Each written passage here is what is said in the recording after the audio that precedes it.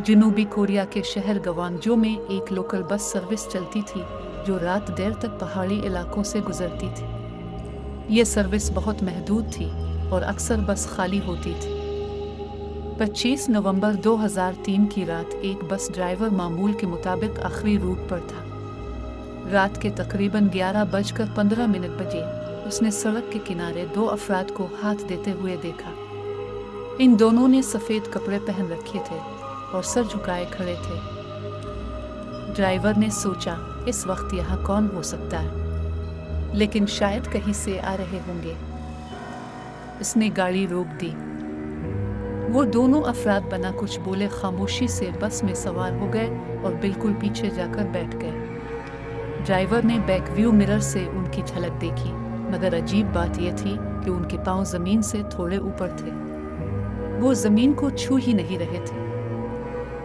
Driver ने घबराकर नजर हटा ली, लेकिन अब इसे बस में ठंडी ठंडी हवा महसूस हो रही थी, जैसे कोई सर्द कब्र का दरवाजा खुल गया हो।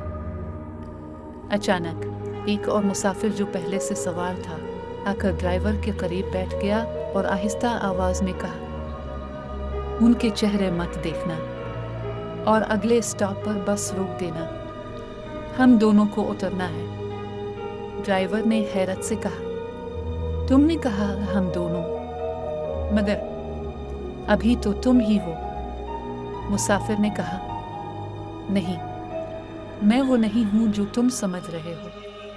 मैं एक रूह हूं जो तुम्हें इन दो से बचाने आया हूं। वो जो पीछे बैठे हैं वो मुर्दा हैं और तुम्हें अपने साथ ले जाने आए हैं। ड्राइवर ने फौरन ब्रेक लगाई। जब उसने मुड़कर पीछे देखा तो बस खाली थी, कोई ना था। इस रात के बाद इस रूट पर बस सर्विस बंद कर दी गई। ड्राइवर ने नौकरी छोड़ दी और आज तक किसी को ये नहीं मालूम हो सका कि वो दो लोग कौन थे। कभी किसी सुनसान सड़क पर सफ़ेद लिबास वालों को सवार मत करना। हो सकता है वो आखिरी बार आपको कहीं ले जा रहे हो जहां से वापसी मुमकिन ना हो।